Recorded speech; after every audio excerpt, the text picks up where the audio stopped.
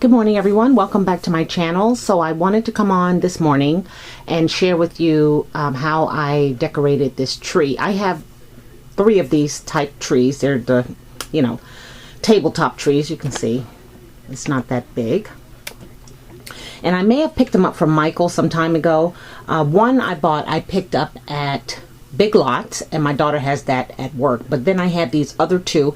They just are in a burlap sack on the bottom, and I just have them sitting in a galvanized tin that I picked up at Target some time ago. But I was in the craft room last night, and I was watching Liz Fenwick channel. She oh my gosh, she's incredible. So she showed how she does a lot of DIYs, and she was doing some Dollar Tree DIYs, and she made an advent calendar, and it made me think, how about making a 12 days of Christmas tree? I was going to do an advent tree, but I don't have enough numbers to go around. I'm just using these foam thickers. And I just have this sheet of numbers and then a sheet of alphabet. So I figured I would do a 12 days of Christmas tree, and that's what this is. So basically I decorated the tree with some bells, right, that I had, little bells, and they're probably from Target also. And then I remember having, and I don't know whether I was gifted these, but an abundance of these felt gift boxes. So I thought I would just put the numbers on the gift, and then I used some of this gold, what do they call it? Gold cording from Target, which I do not like because as soon as you cut it, it frays. So it looks all together now, but as soon as you cut it, it will fray. So I just cut off like a 7-inch piece, and like so. And then I would take the glue, and I leave the plastic on the back. I would just put some hot glue right there, and then I would stick this on. And that's how you make your little handles to hang on the tree. So I'll pull one off so you can see. Let's pull off a number 2. So there it is there on the back. You can see where I just hot glued it. I thought it was a great idea. If you wanted to do 25 days of Christmas, if you have enough numbers, that would work fine. So it's not really tall. It definitely is tabletop. And then I put this elf. This is a elf on a stick that was at Target Bullseye Spot, and shoved him up in there, and then his hat, as you can see, is on top. So that makes the topper to the tree. But I thought it was such a cute way to, one, use up some product that I have, which is my goal, which I am like pushing steam ahead. And it's another theme for a tree, and I love themed trees.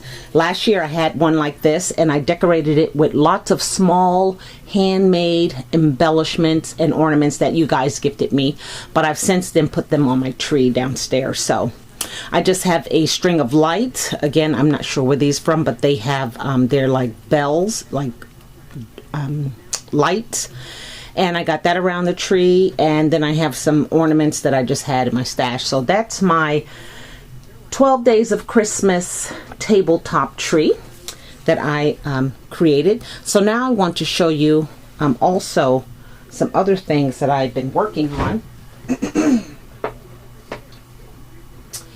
If you've gone to the Bullseye Spot at Target, you know how they sell, excuse me, the beautiful signs, wooden signs that you can put around your house. Well, these 3 that I upscaled were from last year.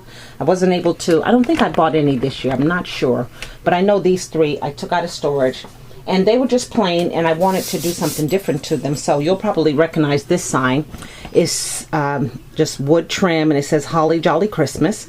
So I took a bell with some ribbon that I had left over from an advent calendar that I made several years ago, and have since got rid of the calendar, but I kept the big bell with the ribbon.